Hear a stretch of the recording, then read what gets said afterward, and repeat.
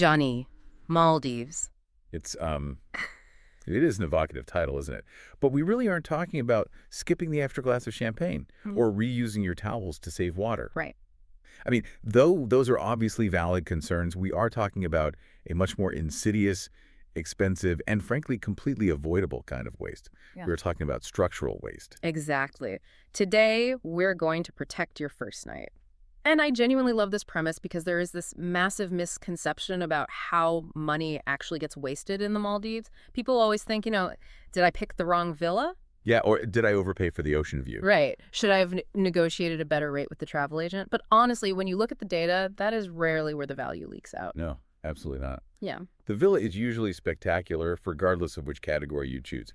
I mean, if you are at Soneva Jani, the hardware is just undeniable. You're getting the retractable roof, you're getting the slide, the massive private pool. Yeah. The waste actually happens before you even step foot on the jetty. It happens in the logistics. It happens in the transition. It gets wasted on the classic mistake of arriving at the wrong time and literally losing a day that you have already paid for. That is the exact definition of the waste we are targeting today.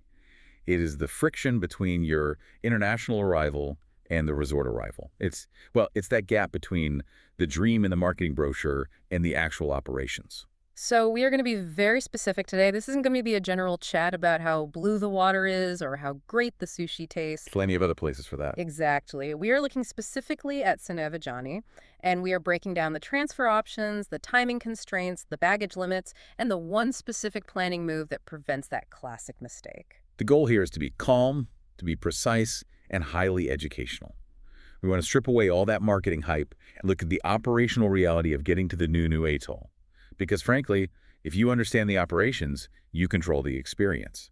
Okay, let's unpack this. We really need to start with the landscape, both the physical geography and, honestly, the mental landscape you need to adopt. Because I think people look at a map of the Maldives, if they look at one at all, and they just see a bunch of islands. Right, they just see little specks. But the scale there is incredibly deceptive. The Maldives is not a single destination like, say, Maui, where you just land, rent a car, and drive to your hotel. Right. It's a massive area. It is a scattered archipelago stretching hundreds of miles right across the Indian Ocean. It is 99% water and 1% land. And you are arriving at one very specific choke point, Valana International Airport, MLE, in Malé. And I think this is where the very first disconnect happens for travelers. You see the Instagram photos of Soneva Jani, you see the slides, the massive overwater structures, the total isolation, and it just looks effortless. Like you just magically appear there. Exactly. But the reality is a deeply complex logistics chain. It really is. Valana is the hub. It is the funnel through which everyone must pass. Yeah. And it's a busy, very humid concrete island. It's frantic. You have these massive wide-body jets landing from Dubai, Singapore, Doha, London, thousands of people pouring out at once. Yeah. And from there, you have to get all the way up to the new atoll. That is not a quick taxi ride. That is a significant journey. Soneva Jani isn't just down the road. It's over 100 miles north. And in ocean terms, that's a serious haul. Which brings us to the core rule for this discussion. If you take absolutely nothing else away today, take this. In the Maldives, transfers are not a detail. Transfers are the trip. That is such a critical mindset shift. In most destinations, the transfer is just an afterthought. You land in London, you take a black cab or the Heathrow Express to your hotel. It's a commodity. It's just getting there. And necessary evil. Right. But in the Maldives, the transfer is the absolute gatekeeper to your experience. It dictates your schedule, it dictates your packing, your arrival mood, and ultimately your first sunset. If you view it as an afterthought, that is the root of almost all travel stress in this specific region. I really want to linger on that for a second. The transfer is the trip. Because we are so conditioned to think of the long-haul flight as the hard part, and we think once we land, we are finally there. But you aren't. Right. In the Maldives, landing in Malé is basically just the halfway point of the final leg. Precisely. You have cleared the international hurdle, sure, but you still have the domestic hurdle to clear. And unlike a cab in London, which runs 24/7, the domestic hurdle in the Maldives is governed entirely by physics, weather, and daylight. So let's look at the specific options for Soneva Jani. We have source material here referencing Soneva's Your Journey guidance. What are the actual paths to get there? Because it's not just one single way in. There are two distinct paths, and they offer very, very different experiences, and honestly, they serve two totally different types of travelers. Yeah. Option 1 is the iconic seaplane. This is what everyone pictures, right? The Yeah. little red and white twin otter. It is. It's the route from the Malé area directly out to the Nunu Atoll. It is the big arrival moment. You are flying low over the water, looking down at the reefs. It is scenic, it is undeniably romantic, and it is exactly what the brochure sells you. It's that classic bush pilot in paradise vibe. But there is an option too, the domestic connection. And I feel like people hear the phrase domestic flight and they immediately think downgrade. Which is a huge mistake. Yeah. Option 2 involves a domestic flight from Malé to Mafaru International Airport, which is located in the Nunu Atoll, followed by a speedboat ride directly to the resort. Let's talk about Mafaru for a second. This isn't just some little dirt landing strip out in the middle of nowhere, is it? No, Mafaru is actually fascinating. It's effectively a major aviation hub for the central and northern atolls. It was specifically built to handle significant traffic, including large private jets. Oh, wow. Yeah, it changes the dynamic completely because it allows for a much more structured, standard airport-style connection. You are on a wheeled plane, usually a Dash 8 or an ATR, landing on a proper tarmac runway and then transferring to a high-speed boat. So the choice really comes down to the iconic seaplane arrival versus controlled structure. That is the exact trade-off. Yeah. And depending on your personality, your anxiety levels regarding flying, and crucially, your arrival time, one is going to be significantly better than the other. Let's dig much deeper into the actual physical experience of these two options, because I think listeners really need to visualize it to make the right choice. Let's start with the seaplane. We use the word iconic, but what does that actually feel like physically? It is a highly visceral experience. You are walking out onto a floating dock or a concrete jetty. The plane is a de Havilland Twin Otter. It is a workhorse. It is not a flying limousine. Oh. You climb up these very small stairs. The cabin is tight, maybe 15 seats total, and it is completely unpressurized. Oh, it's loud. It is incredibly loud. The propellers are right outside your window. You're usually given earplugs by the crew, and it is hot. Until those propellers actually start spinning and the plane starts moving to generate airflow, there is no air conditioning. Yeah. You are literally sitting in a small metal tube directly on the equator. You get very sweaty. But the view outside that window... The view is completely unparalleled. Mm. You are flying at maybe 2,000 or 3,000 feet. You see the atolls, the ring reefs, the million different shades of blue. It is mesmerizing. It really makes you understand the geography of the country you're visiting. Yeah. But you have to remember, it is raw aviation. The pilots are often flying barefoot. You can see straight into the cockpit. You feel every single bump and thermal in the air. Okay, now contrast that visceral experience with the domestic flight to Mafaru. This is a much more standard airline experience. You go to the domestic terminal in Malé, you go through standard security, you board a plane with 50 or maybe 70 seats. It has a flight attendant. It has a bathroom, which is a crucial difference. A huge difference after a long travel day. Exactly. And it has air conditioning that actually works while you are boarding. Yeah. You fly much higher, so the view is less intimate, but the ride is considerably smoother. And for someone who is perhaps a nervous flyer? The seaplane can be seriously daunting for nervous flyers. It moves around a lot. It reacts to the wind constantly. The domestic plane just feels more substantial. It feels like a real flight to them. So if you have any anxiety about small planes, the Mafaru route is absolutely the better choice. That is a really great point. It's not just about the timing of the flights, it's about your personal comfort zones. Exactly. Luxury is fundamentally about comfort. If you are sitting there terrified for 45 minutes on a seaplane, that is not luxury. That is just endurance. Well, let's get into the traps now, because this is where the luxury without waste concept really kicks into high gear. If you don't fully understand the constraints of these machines, you are going to lose money. The first trap is daylight constraints. This is the operational reality that catches so many people completely off guard. Seaplanes operate only during daylight hours. Period. Which honestly sounds kind of obvious. They need to see the water to land on it. But let's get a bit technical for a second.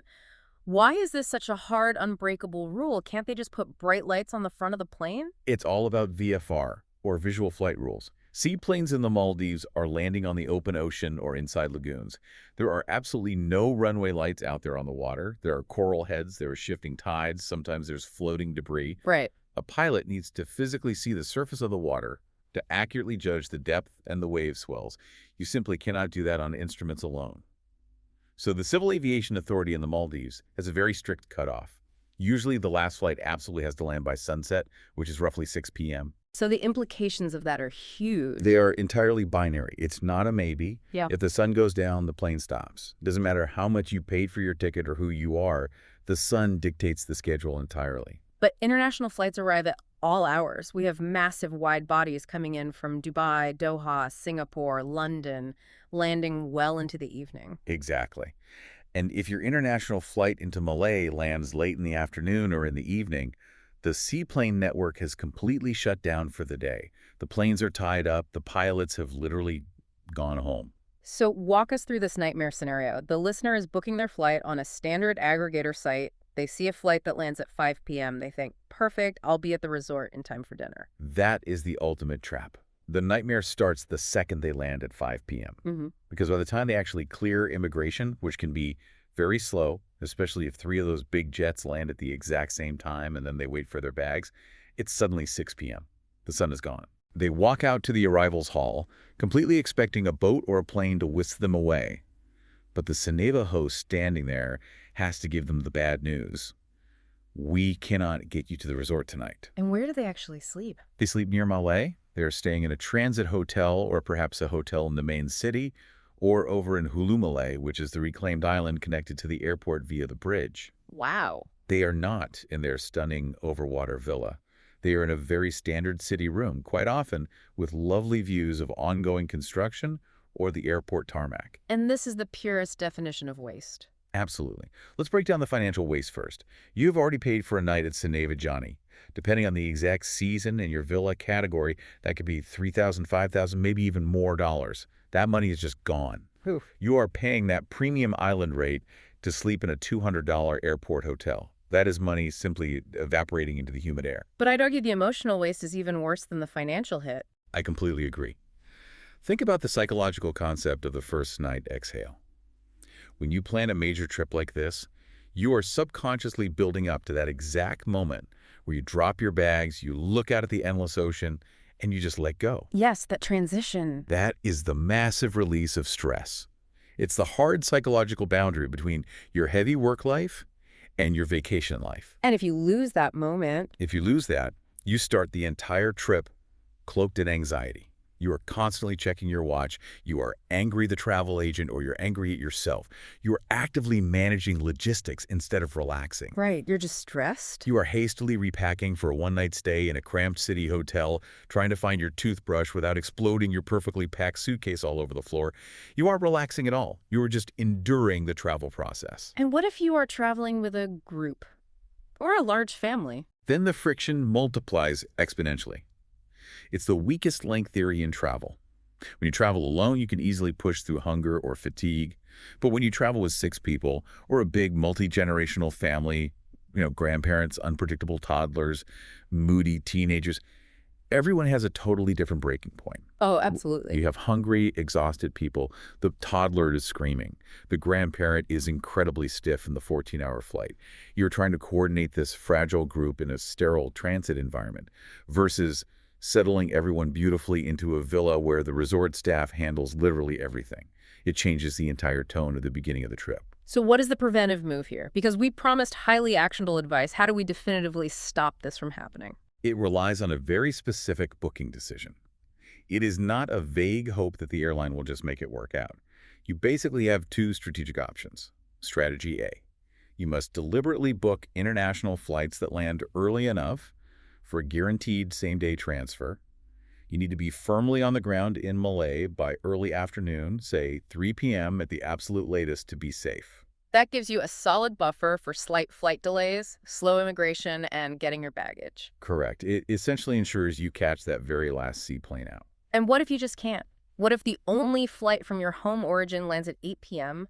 Or what if that morning flight that lands at 10 a.m. is somehow $2,000 more expensive? Then you immediately pivot to strategy B. You build a deliberate buffer night near Malé. Explain that concept, because to a lot of people that sounds exactly like wasting a night. They think, I don't want to stay at the airport, I want to be on the beach.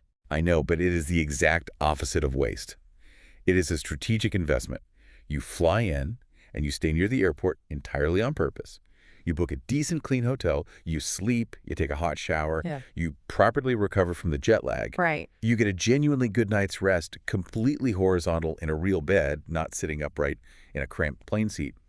Then the very next morning, you take the absolute first transfer out to Soneva Jani. So you arrive at the resort completely fresh. Exactly. You arrive before lunch even starts. Yep. You catch the 7 a.m. or 8 a.m. seaplane. The morning light is perfect for photos. Yeah. You land at Soneva by 9 a.m. You have the entire spectacular day ahead of you. And you haven't wasted money. No, you haven't paid for a wildly expensive night at the resort that you didn't even use. You used a much cheaper night at the airport to essentially buy calm. Buying calm. I really love that phrasing. You are avoiding the most expensive waste possible, which is paying premium island rates for a miserable airport day. Precisely. It's a travel arbitrage. You are intentionally swapping a low-value night, arriving completely exhausted in the pitch dark, for a high-value day, arriving perfectly fresh in the glowing morning light. Let's play out that morning scenario. You wake up at the airport hotel. What actually happens next? You wake up, you grab a coffee, Mhm. you take the quick shuttle back to the terminal, but here is the real key. You are now officially entering the Soneva bubble. You check in for the seaplane, and then you are immediately whisked away to the Soneva lounge. Oh, right, the lounge. Mhm. And this isn't just a wooden bench in the busy terminal. Not at all. If you have a layover between your international flight and the seaplane, Soneva has a dedicated private lounge. It's incredibly lovely. They have great food, cold drinks, sometimes even quick massages. It's a very soft landing. But you only get to experience that if you are on the seaplane schedule. Generally, yes. If you arrive at midnight, that lounge is long closed. So that buffer night strategy also lets you actively experience the lounge the next morning. You get the full Soneva bubble experience right from the very moment you step into that lounge at 7 a.m. So again, the buffer night actually adds tangible value. It unlocks the lounge experience. It unlocks every single part of the infrastructure that is specifically designed to pamper you. Okay, let's move to the second trap now. This one heavily hits people who think they are completely prepared. Baggage limits. This is where the physics of logistics really bite back. Soneta's guidance clearly notes a strict 25-kilogram limit per person for seaplanes, and that total includes hand luggage. Wait, clarify that. Includes hand luggage. Usually hand luggage is a totally separate allowance on commercial airlines. Not on a seaplane. They Mhm. weigh absolutely everything. They weigh you, your heavy leather purse, your backpack, your dense camera bag, and your checked suitcase. It all goes right on the scale together.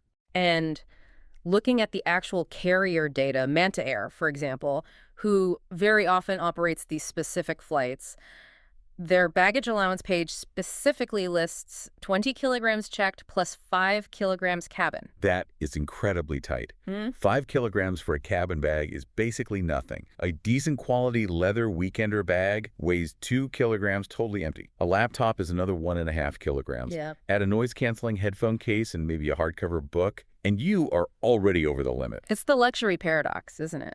The Maldives marketing strongly encourages you to imagine these massive outfit changes, highly distinct dinner looks, wide-brimmed hats, multiple pairs of shoes, endless photo moments. Right. You're constantly sold the idea of total abundance. Bring your absolute best self. But the physical mechanism to get you there, the seaplane itself, is built entirely on austerity. It's a very small aircraft. Weight matters immensely for safety and for fuel calculations. So the reality check is actually standing at the terminal in Malé. Paint that specific scene for us. It's not. It's extremely humid. You're standing right at the check-in counter. The staff member politely points to the digital scale. Yeah. You are 10 kilograms over. Oh, no. Now you face a very tough choice. You are either paying for that excess weight, which can be done, usually it's around $5 to $10 per kilo, Yeah. plus taxes. But here is the real kicker. If the plane is completely full, those excess bags might not even come with you on the exact same flight. That is the real risk. It's not just about spending the extra money. It's the physical separation from your belongings. Exactly. They might just say, we will send this on the next available flight, Huh. which could honestly be hours later. Or alternatively, you are opening your perfectly packed, highly curated bags in public to frantically rearrange things. That is absolutely not a luxury experience. No, it is highly stressful and incredibly undignified. You are desperately pulling out shoes, heavy toiletries, maybe dirty laundry if it's the return trip. Random people are walking by. You are sweating through your travel clothes. It completely breaks the luxurious facade. So the philosophy we need to adopt here is pack to the transfer. Yes. The transfer rules must set the tone for the entire packing list. You cannot pack just for the spacious villa. You have to pack for the tiny plane that actually gets you to the villa. What does that look like practically? Practically speaking, all your absolute essentials and critical medications must go in the carry-on, strictly adhering to that tiny 5-kilogram limit. You must prioritize ultra-lightweight fabrics, linens, silks, thin cottons. You completely eliminate the heavy-wedge heels or the 3 pairs of bulky sneakers. Right. You cut out all those heavy just-in-case items. It's a total reframe of how you pack. It really is. Hmm. The true luxury move is not bringing more stuff. It's bringing smarter stuff. It's having the quiet confidence of knowing you can just breeze right through that weight check without a second glance. It's knowing that the whole no news, no shoes ethos is entirely real. No shoes. Soneva is very famous for that specifically. It is part of their DNA. Yeah. They actually take your shoes in a little fabric bag when you first get on the boat.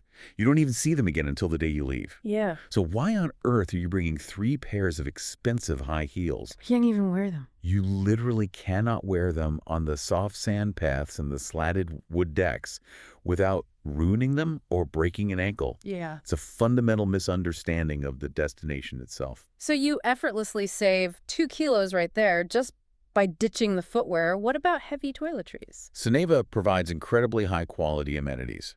The shampoo, the conditioner, the body lotions, it's already there, and it's usually fantastic, organic, and highly sustainable. Do you really need to bring the massive full-size bottles from your bathroom at home? Probably not. That is just dead weight in your suitcase. And what about electronics? That's the really dense, heavy stuff. Laptops, heavy camera bodies, extra lenses, massive battery packs. These are incredibly dense. Yeah. And they usually have to go strictly in your carry-on for fire safety reasons. But remember that brutal limit. 5 kilograms for the carry-on. A standard laptop and 1 DSLR camera can hit that limit instantly. You have to be absolutely ruthless with yourself. Ask yourself honestly, am I really going to edit 4K video on this relaxing trip? Am I really going to finally finish that massive spreadsheet? If the honest answer is no, leave the heavy hardware at home. Let's quickly recap that baggage strategy one more time, but specifically tailored for the luxury traveler who really struggles with the concept of packing light. How do you actually reconcile, I want to look absolutely amazing, with I only have 5 kilograms of cabin allowance? You leverage the resort's laundry service. That's the golden key. Soneva has truly excellent fast laundry service. You do not need 14 distinct outfits for a 7-day trip. You need 7 absolutely amazing outfits that you can easily refresh and mix. That is a major mindset shift for a lot of people. It is. And you coordinate carefully. You plan the actual outfits before they go in the bag. You don't just throw random things in hoping they work. You curate. You say, this dress works perfectly for dinner, and it also works as a chic beach cover-up. These lightweight linen trousers work beautifully with 3 different shirts. It is a highly disciplined capsule wardrobe approach. High-efficiency fashion. Exactly. And frankly, the overall vibe at Soneva is intelligent luxury. It is not at all about flashy logos or excessive bling. It is about very understated, quiet quality.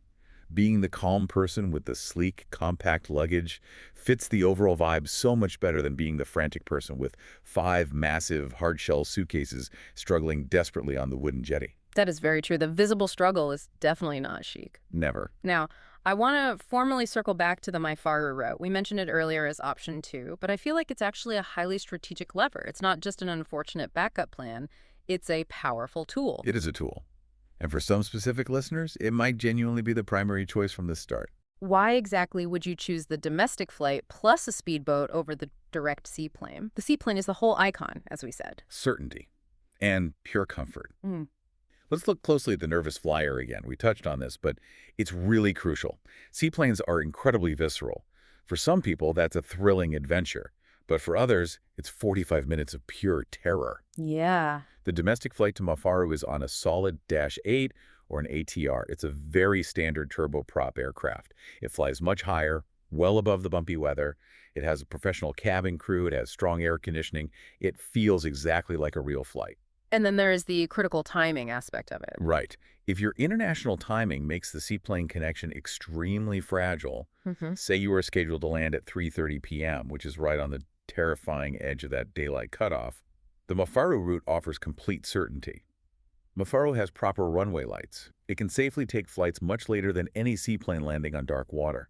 So let's break down the exact logistics of that alternate path again. You are looking at approximately 45 minutes by domestic flight, from Malé up to Mafaru. Then, you seamlessly transfer to a private speedboat for approximately 15 minutes to get directly to Soneva Jani. There is a definite trade-off there. There's a trade-off. It inherently involves more physical steps.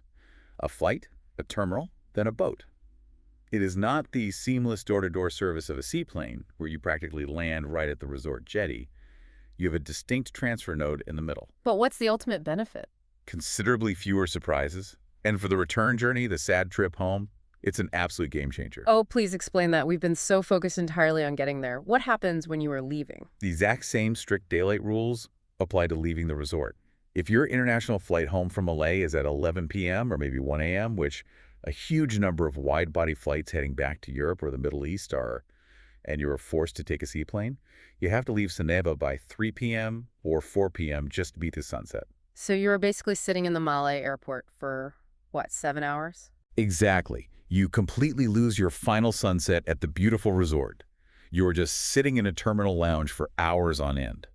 But if you cleverly use the Mafaru route, you can take a fast night boat from Soneva over to Mafaru, catch a late domestic flight at 7 or maybe 8 p.m., and arrive in Malé just in time for your international check-in window. That is the ultimate pro move right there. It really is. You literally gain an entire extra half day at the luxury resort. You get to have a beautiful farewell dinner at the resort instead of eating a sad, overpriced sandwich at the airport food court. So the Mafaru route is actually a time extension cheat code specifically for the return leg. Exactly that. You can even mix and match. Use the seaplane for your arrival to get that breathtaking view, and then use the domestic route for your departure to maximize your resort time. Mixing and matching is completely allowed and highly recommended. That is brilliant. That is the essence of luxury without waste applied to the very last possible minute of the trip. You squeeze absolutely every single drop of value out of the experience. So who is this specifically for? What is the ideal user profile? This approach is controlled luxury. It is specifically for travelers who highly value operational certainty over iconic imagery. Right. If you are the exact type of person who gets deeply anxious just watching the sun slowly go down while waiting for baggage claim, knowing you have a misconnection aggressively looming, the Mafaru route completely eliminates that stressful variable. That makes total sense to me. Okay, we have thoroughly covered the landscape, the major traps, and the strategic workarounds. Now, I want to give the listener something incredibly tangible to take away. The action plan. The before you pay checklist. Yes. I want you to vividly imagine the listener has their credit card in their hand, they are on the phone or on the website ready to book. They absolutely need to pause and ask these exact questions. Get a pen and copy this list down. These are the 5 critical questions that actively stop you from paying for stress. Question 1. Route confirmation. You need to ask, which specific transfer route are we using for Soneva Jani? The seaplane or the Mafaru domestic plus speedboat? Do not just assume. Never assume. Sometimes travel agents just lazily book a generic transfer without specifying which one. You must know exactly what machinery is being booked for you. Question 2. The safety margin. Ask them, what is the absolute latest safe arrival time into Malé for a guaranteed same-day seaplane transfer during daylight-only operations? Get them to give you a very specific time on the clock. And if they say 3:30 p.m. and your flight lands at 3:45 p.m., you have your clear answer. Exactly. You are firmly in the danger zone. You urgently need to book a buffer night or switch to the domestic route. Question 3, the efficiency question. Ask if it's a standard shared seaplane. Are stops actually possible before reaching the resort region? Why does this one matter so much? Let's quickly dig into this. What realistically happens if you just don't ask? If you don't explicitly ask, you naturally assume it's a direct, private flight. You take off, you sit back and think, great, 45 peaceful minutes to paradise. Then, just 20 minutes in, the plane suddenly descends. You abruptly land at a totally different resort. Oh. You sit out there on the bright water, bobbing around heavily in a very hot cabin for 15 tedious minutes while random passengers get off and all their heavy luggage is slowly unloaded. Then you finally take off again, and then maybe you do it all over again at another resort. The dreaded milk run. The milk run. Suddenly, your serene 45-minute flight has turned into a 90-minute ordeal. You are incredibly hot. You might actually be getting motion sick because seaplanes sitting on the water act exactly like small boats. They rock aggressively, and your patience is rapidly fraying. And if you had just known beforehand? If you had known, you could have at least mentally prepared yourself for the stops, or you could have inquired about the cost of a totally private charter, or you could have deliberately chosen the domestic route, which is almost always point to point. It's the nasty surprise of the stop that really kills the vacation vibe. Question 4, the cargo check. Ask them to explicitly confirm all baggage allowances and exactly how excess weight is handled operationally. Get it firmly in writing. Know the exact cost per kilo before you pack. Know for sure if those excess bags are firmly guaranteed to fly on the exact same flight as you. And finally, question 5, the contingency plan. You ask, if bad weather completely disrupts the transfer flow, what is the exact reaccommodation plan and who specifically coordinates it? Because weather definitely happens. Weather always happens. It's the tropics. Monsoon season is very real, and when it rains heavily, those seaplanes do not fly. Visibility quickly drops to absolute zero. So what does a genuinely good answer look like from a travel agent here? A truly good answer sounds exactly like this. If the seaplanes are unfortunately grounded due to weather, we will automatically rebook you on the very next available domestic flight to Mafaru and seamlessly arrange the boat transfer at absolutely no extra cost to you. Now, that is a solid, comforting answer. A genuinely bad answer is, well, we will closely monitor the situation and let you know. That phrase literally means they do not have a backup plan. That means you are just waiting around helplessly. You want to clearly hear the mechanical mechanism of the solution, not just their vague intent to fix it. You want to know with certainty that the gears are already turning well before the rain even starts falling. This checklist, I mean, it's completely invaluable. It's the fundamental difference between just being a passive passenger and being an active travel strategist. It really, really is. I want to zoom out just a bit before we wrap up. We are talking heavily about Soneva Jani specifically today. Does this highly detailed advice apply to other luxury resorts across the Maldives? The underlying principles are absolutely universal for the Maldives, especially for any resorts that are located outside the immediate North and South Malé Atoll speedboat zone. If you are traveling to Ba Atoll, Ra Atoll, Nunu Atoll, really any of the further reaches, the strict daylight constraints and the seaplane logistics are identical. The brutal baggage rules are identical. So this is a highly transferable skill set for the listener. It absolutely is. Once you fundamentally understand the physics of the Maldives, the strict light cutoffs, the vast water distances, the aircraft limitations, you can confidently apply it to absolutely any booking. You instantly become a much smarter traveler for the entire region. The physics of the Maldives. I really like that phrase. It's not just tourism marketing, it's hard operational logistics. It is heavy logistics elegantly disguised as paradise. Let's quickly talk about that group dynamic one last time. We touched on it, but I want to go just a little deeper. Why is the friction so much worse when you have a group? It's purely about exponential complexity. Moving two cooperative adults is manageable. If you suddenly have to pivot, you just pivot. But moving 14 people is literally a military operation. Yeah. If you suddenly have to unexpectedly repack 14 heavy bags on a crowded jetty because of strict weight limits, that is a massive scene. That is a loud public spectacle. If you urgently have to find decent hotel rooms for 8 people at 6 p.m. in Malé because you barely missed the final seaplane, that is a full-blown crisis. Because the rooms probably aren't even there. Exactly. Rooms might not be available at all. Your family might be frantically split up across 3 different average hotels. So the preventive moves we outlined, the buffer night, the strict route confirmation, those are exponentially more important for large groups. They are completely non-negotiable for groups. Yeah.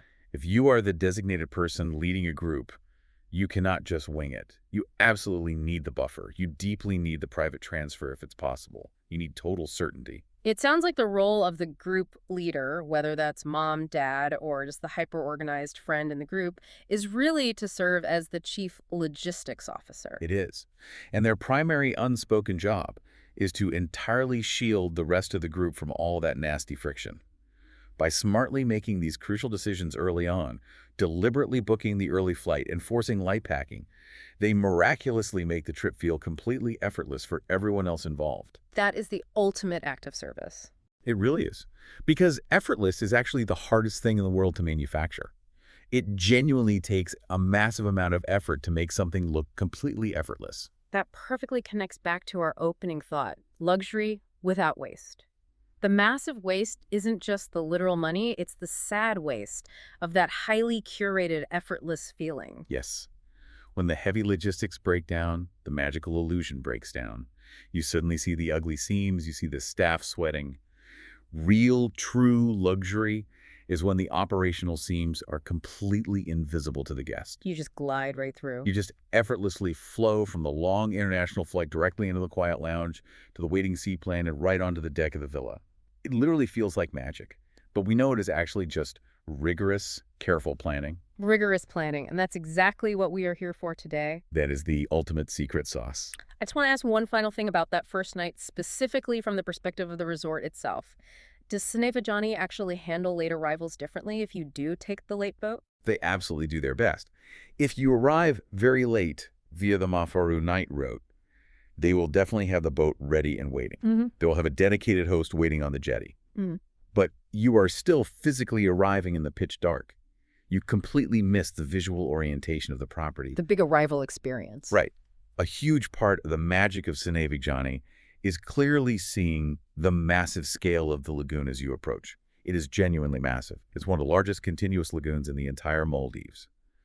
And the watercolor is this very specific, almost blinding turquoise. Yeah. If you arrive at 10 p.m., it is just, well, black. You hear the water lapping gently, but you totally don't see the context of where you are. You wake up the next morning, over the curtains, and go, wow! But you completely miss the cinematic crescendo of the approach. So the daylight arrival isn't strictly just about the hard plane operation. It's deeply about the emotional narrative of the arrival. Completely. The sweeping approach by air, finally seeing the vast resort from above, gracefully landing on the water, actually stepping onto the wooden jetty in the bright sun. That is the essential opening scene of the vacation movie. Right. Arriving late at night is exactly like walking into a great movie theater halfway through the first act. You can obviously still enjoy the rest of the movie, but you entirely missed the crucial setup. That is a highly compelling argument for the buffer night plus morning seaplane strategy. You are actively preserving the narrative arc of the entire trip. I strongly believe so. Unless you are a frequent repeat guest who has already seen it all before and honestly just wants to get to bed, the first-timer should absolutely prioritize a brilliant daylight arrival. This has been an incredibly enlightening discussion. It's really funny how talking strictly about hard logistics actually makes me infinitely more excited about the destination itself. It just makes the whole thing feel so much more real. Because it completely removes the paralyzing fear. When you truly know exactly how the machinery works, you immediately stop worrying about what if, and you excitedly start looking forward to what is. When you know how it works, you stop worrying. That is the absolute truth. It is. Detailed knowledge is the ultimate travel luxury. So what does this all practically mean if we synthesize this entire lesson down? It firmly means that the goal isn't necessarily to spend less money overall. You are going to Soneva Jani. It is obviously a highly significant expenditure.